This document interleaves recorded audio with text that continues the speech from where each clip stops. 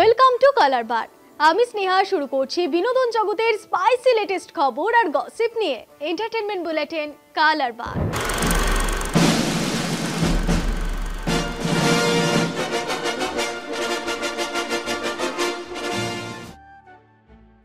শহর কলকাতার উৎসবে মুখর।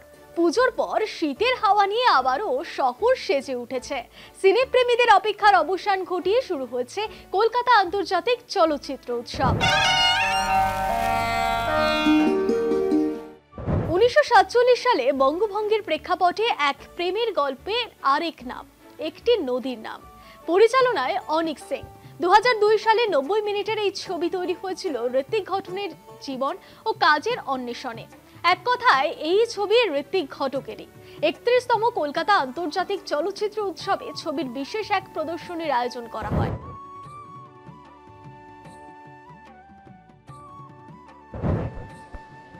So I felt I was homeless. I had no home. Where do I belong? When I saw the cinema of Hrithik Ghatak, for the first time I felt at home.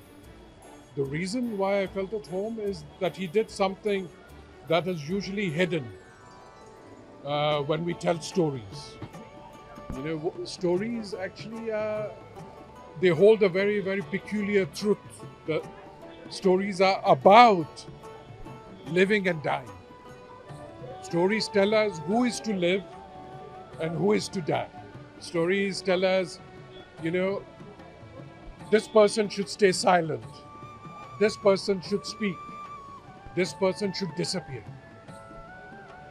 So stories in effect are actually almost like a teaching device, and sometimes they are systems that tell us how we should live. And to me, Hrithik Da was a filmmaker who actually tore these stories apart. And he taught us that people, like women, you know, they don't need to be sacrificed. And if they are sacrificed, look, these are the systems that encourage that kind of sacrifice.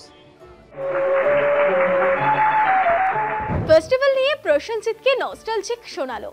31 বছর ধরে film ফেস্টিভ্যালের সঙ্গে আমার সম্পর্ক। নন্দন রবীন্দ্র সদনের মাটিতে বসেই ছবি দেখতাম বেশিরভাগ সময়। চলচ্চিত্র উৎসব নিয়ে আমাদের প্রতিনিধি পারমিতা আচার্যকে কি বললেন তিনি, শুনে পড়ছি। বোমাদা, একটা সময় ছিল উৎসবের মাটিতে বসে সিনেমা দেখতে তুমি, এবং এখন এসছো আজও ইচ্ছেই অনেকটা সময় কাটাবে বলে। বোমাদা, কতটা বদল দেখতে পেলে সে সময় আর এখন? বদল কিছু না, সিনেমা যারা পাগলের মতন দেখেন, এখন স্ট্রাকচার চেঞ্জ হয়ে গেছে, আরও সুবিধা হয়ে গেছে, সাজানো গোছানোটা আলাদা রকম হয়ে গেছে, মানুষজনের আমাদের কমিউনিকেশনটাই পাল্টে গেছে। আমি যে সময়ের কথা বলছি তখন না তো টুইটার ছিল, ফেসবুক ছিল, সোশ্যাল মিডিয়া ছিল, হোয়াটসঅ্যাপ ছিল। তো ওই সময়টা ছিল ফোনে, আচ্ছা আমি আসছি, পৌঁছাচ্ছি, হ্যাঁ শুটিং থেকে আসা। তো ওইটা তখন আমাদের ছোটোবেলা। তো ওটার সময়ের সঙ্গে সময়টা পাল্টেছে। কিন্তু আমার মনে হয় এখানে যে লাইনটা পড়ে,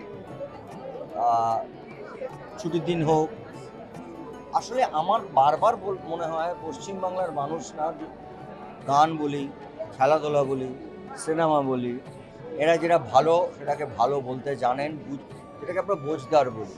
সারা কলকাতার লোক অপেক্ষা করেন কিন্তু এখানকার সিনেমা দেখার জন্য, এবং ওই লাইনটা দেখলে বোঝা যায় এটা সিনেমা পাগলের, যারা পাগল মানুষ তারা এসে দেখেন, এবং ফেস্টিভ্যালটা তাদের জন্য।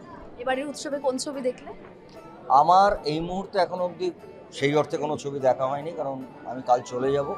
সেকেন্ড ছবিটা আছে সেটা দেখার চেষ্টা করব, কিন্তু আমি আজকে প্রিয়াতে দেখেছি, সেটা ফেস্টিভ্যালের বাইরে। ওটা ফেস্টিভ্যালে ওই ছবিটা দেখা অবশ্যই দেখানো হবে। নতুন প্রিন্ট হয়েছে, এবং ভারতবর্ষে বোধহয় 10টা না 12টা ছবি নতুন এইভাবে তৈরি করা হয়েছে, রিস্টোর করা হয়েছে। অবশ্যই মানিকবাবুর সেকেন্ড ছবিটাও আছে, কিন্তু এই ছবিটা আমরা পর্দায় দেখেছি। তো আমি দেখতে গেছিলাম অরণ্যের দিন রাত্রে, এবং অনেকবার দেখা। আমার সেদিন দেখাটা ছিল অডিয়েন্সের মতন, এবং বাচ্চাদের মতন হেসেছি আমি, এটুকু জানি।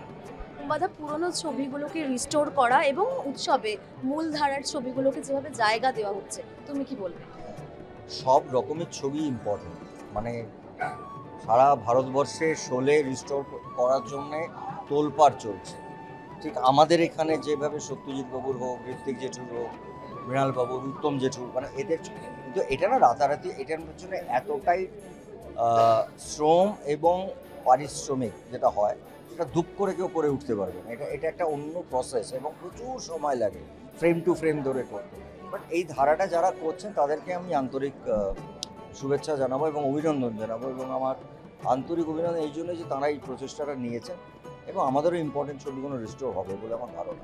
আরেকটা প্রশ্ন, যেই যারা স্বাধীনভাবে কাজ করেন যে সমস্ত পরিচালকরা, তাদেরও জায়গা দেওয়া হয় এই চলচ্চিত্র উৎসব। হ্যাঁ, আই এম ভেরি হ্যাপি। একটা বাংলা প্যানোরামা শুরু হয়েছে এবং সেখানে ইয়াং সব ডিরেক্টরস আমাদের এখানকার যারা ফার্স্ট টাইম ডিরেক্টর তাদের ছবি সিলেক্ট হয়েছে, তাদের ছবি আলাদা করে দেখানো হচ্ছে, তাদের একটা বড় এক্সপোজার পাবে। এটা তো খুব স্বাভাবিক, এই জিনিসগুলোই হওয়ার দরকার এবং thanks to the festival committee যারা এই নতুন নতুন আইডিয়াগুলো এনে আস্তে আস্তে তারা প্রয়োগ করছে এবং সেটা হওয়া খুব দরকার। এবং আরেকটা খুব ইম্পর্টেন্ট যে অন্যান্য ভাষা, আঞ্চলিক ভাষার যারা খুব এক্সপোজার পায়নি সেরকমও বেশ কিছু ছবিকে এবারে আনা হয়েছে, এটাও খুব ভালো। ফেস্টিভ্যাল নিয়ে এসে আবেগে ভাসলেন সঙ্গীত শিল্পী নচিকেতা চক্রবর্তী। চলচ্চিত্র উৎসব নিয়ে আমাদের প্রতিনিধি পারমিতা আচার্যের সঙ্গে আড্ডায় কি জানালেন দেখে নেব। সবাই এখনো বলে যে এখনো এইভাবে সেই উচ্ছ্বাস নিয়ে, সেই উন্মাদনা নিয়ে কি করে নচিকেতা অনুষ্ঠান করে, কি রহস্য তার?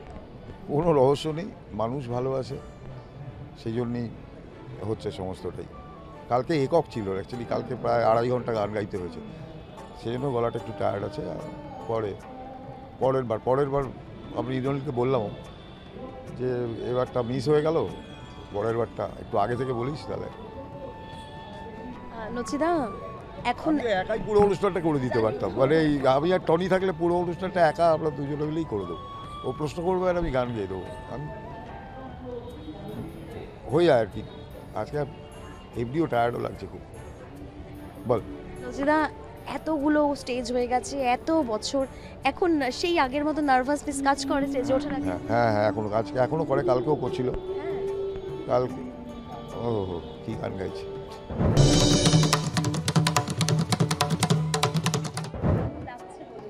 অ্যাম্বিয়েন্সটা আমার খুবই ভালো লাগছে, এখানে এসে বহু বছর পরে এলাম কিন্তু ভালো লাগছে। না, লাইন তো অনেক লাইন আছে, দাঁড়িয়ে আছি, অপেক্ষা করছি, দেখা যাক। আজকে তো টোটাল 3টে, এটা আমার থার্ড। এর আগে 2টো দেখেছি, একটা দেখলাম service, then second one the Everest arc, and থার্ডটা যাচ্ছি পড়শি বলে একটা ফিল্ম আছে সেটার জন্য। আজকে আমি এখনো পর্যন্ত একটাই দেখেছি মুভি, জয় বাবা ফেলুনাথ, রবীন্দ্র সদনে ছিল। ডেফিনেটলি জয় বাবা ফেলুনাথ খারাপ কেন লাগবে কারোর? এটা মনে হয় 7-8 বার হয়ে গেছে, এটা ওরকমই 8 নম্বর বার হয়তো দেখা হলো। এই কারণেই আমি দেখতে এসেছিলাম জয় বাবা ফেলুনাথ, যে একটা বড় স্ক্রিনে কখনো দেখতে পাবো, সেই কারণে।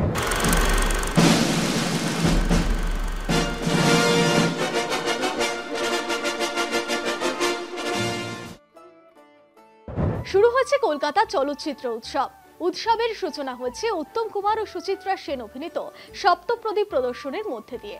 সারা শহর জুড়ে মোট 20টি প্রেক্ষাগৃহে 18টি ভারতীয় ভাষা এবং 30টি বিদেশি ভাষার মোট 215টি ছবি দেখানো হবে। ফিল্ম ফেস্টিভ্যাল চলাকালীন রবিবার প্রথম ছুটির বার। রবিবার বিকেলের পর থেকেই জনস্রোত নন্দন রবীন্দ্র সদন চত্বরে। রবিবারের পর সোমবারও নন্দন চত্বরে সিনেপ্রেমীদের ভিড় চোখে পড়ার মতো।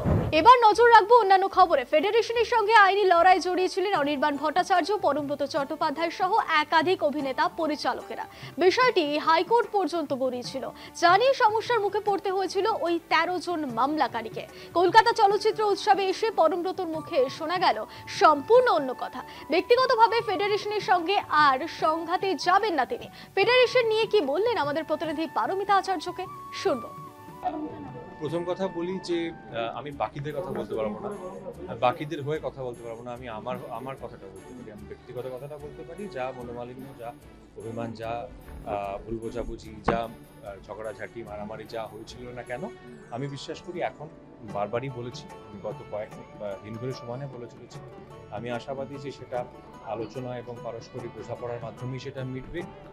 আমি আর আইনি পদ্ধতিতে বা আইনি পন্থায় এই মুহূর্তে নেই এবং আমি আইনি পন্থায় আগামীতেও থাকবো না। আমি মনে করি যে আমাদের মধ্যে একটা বৃহত্তর পরিবারের মধ্যে এই ধরনের সংঘাত ঘটতে পারে এবং সেটা আলোচনা আলাপের মাধ্যমেই সেটা সমাধান হবে। এটা গেল হচ্ছে আমার ব্যক্তিগত মতামত অ্যাবাউট দ্য মনোমালিনী। মুক্তি পেল ফারহান আক্তারের 120 বাহাদুর ছবির ট্রেলার। এই ছবির ট্রেলার প্রকাশের পরে দর্শকদের মধ্যে উত্তেজনা তুঙ্গে। দেখে নেব সেই ট্রেলার।